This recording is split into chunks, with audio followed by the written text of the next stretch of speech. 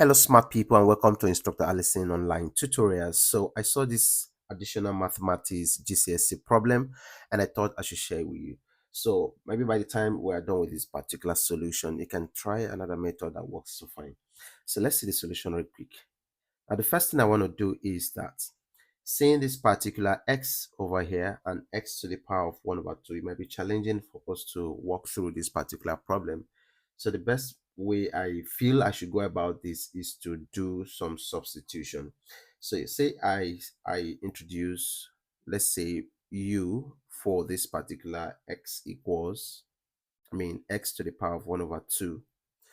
Now, I will definitely, this forms an auxiliary equation. So I want to square both sides of this auxiliary equation. So I will just simply say u squared equals x to the power of 1 over 2. And if I square this, keep in mind this particular square, this 2 will easily go off with this.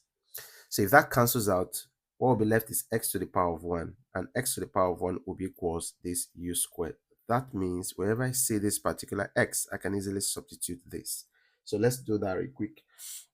The next thing I will need to do is to say that 3 to the power of, 3 multiplied by x. What is our x? That's u squared minus 13. Then we have x to the power of 1 over 2. And of course, if you check here, we have u to be equal to x to the power of 1 over 2. So in place of this, I'll replace it with u equals this 10 we have in here. So if I subtract 10 from both sides of the equation, 3u squared minus 13u minus 10 will equal 0. So this forms a quadratic equation in u. So let's solve by factorization real quick.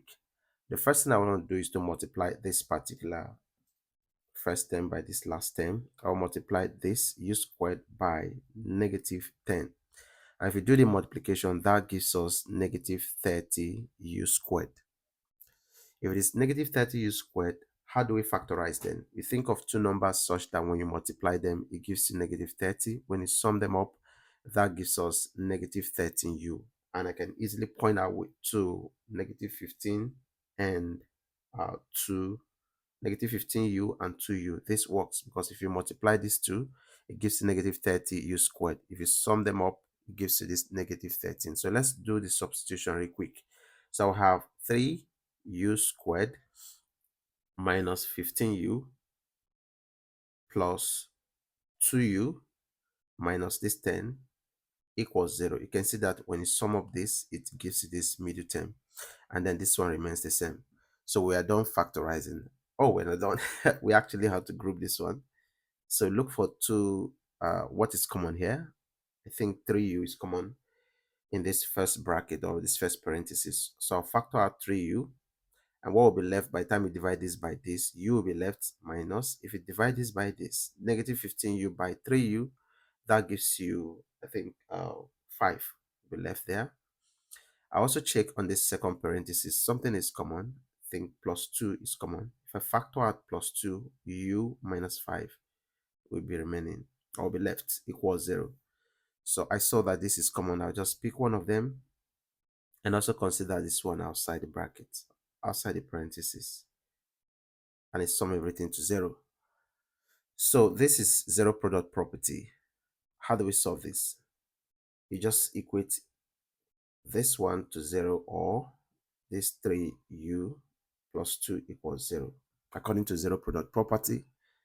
So yeah, by the time you add 5 to both sides of the equation, u equals 5. Also on this one, we can subtract 2 from both sides. So 3u will equal to negative 2. If you divide both sides by 3, we have our u to be equal to negative 2 over 3. So let's bring this back to this particular point where we introduce this particular u. So what we need to do right now is to say, we recall that x is equals u squared. So what that means, for us to get the value of our x originally from the original equation, for us to get the value of this x, we have to plug in these values of u to see which of them satisfy this particular equation. So I have x to be equals, in this first case, we have u to be equal to 5.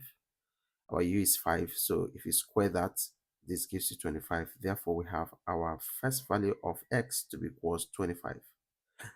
And then on this other side, we have x to be equal to u, and our u in this case is negative 2 over 3. So if you square negative 2 over 3, that will give us negative 2 squared, that's 4, and then 3 squared, that will be 9 as well. Now, the funny thing is that these are the solution, these are the values of x, but we're concerned about the value of x that will satisfy this particular equation. This x equal to 4 over 9 will not satisfy the original equation. So we're going to reject this particular one. And then this is the one that will satisfy this original equation. What do I mean? If you have your leisure time, plug in this value of 25 for your x, you see that the left hand side gives you the right hand side if you want to test for extra not solution. But if you do that for this, the left hand side won't give you the right hand side. So this is why we take this particular value of x to be the solution to this problem. And I hope this was helpful, and I would like for you to contribute by letting me know what method would you like to approach this particular problem that may be shorter or maybe more fun or interesting. And please repost this so that other professors or other people who are math enthusiasts, they will also contribute to this particular one. Thank you so much for your support. I'll see you on the next one.